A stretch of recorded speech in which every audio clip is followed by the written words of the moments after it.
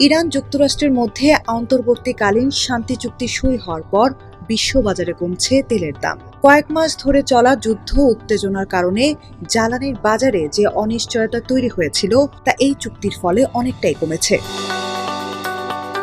18 June এশিয়ার বাজারে আন্তর্জাতিক ব্রেন্ট ক্রুড তেলের দাম 2.3% কমে ব্যারেল প্রতি $77.73 নেমেছে। এই দাম গত 28 ফেব্রুয়ারি যুদ্ধ শুরু হওয়ার আগের দামের তুলনায় মাত্র 7% বেশি। 17 জুন মার্কিন প্রেসিডেন্ট ডোনাল্ড ট্রাম্প ইরানকে সতর্ক করেছিলেন, ইরান সঠিক আচরণ না করলে আবার বোমাবর্ষণ শুরু করবে যুক্তরাষ্ট্র। ফলে 17 জুন হঠাৎ করে ব্রেন্ট ক্রুড অয়েলের দাম ব্যারেল প্রতি $81 ছাড়িয়ে যায়। তবে চুক্তি সইয়ের খবরে সে আতঙ্ক কেটে গিয়ে দাম আবার নিয়ন্ত্রণে এসেছে। শুধু তেলের বাজারই নয়, ইতিবাচক প্রভাব পড়েছে বিশ্বজুড়ে শেয়ার বাজারেও।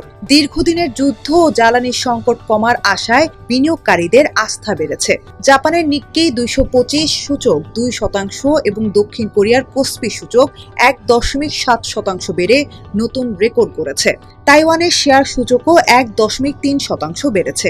একই সঙ্গে যুক্তরাষ্ট্রের S&P 500 সূচক ও প্রযুক্তি নির্ভর নাসডাক ফিউচারও যথাক্রমে 0.8% ও 1.3% বেড়েছে। তবে বৈশ্বিক এই চাঙ্গা ভাবের মধ্যেও হংকংয়ের হ্যাংসাং সূচক উল্টো হ্রাস পেয়েছে 1.7%।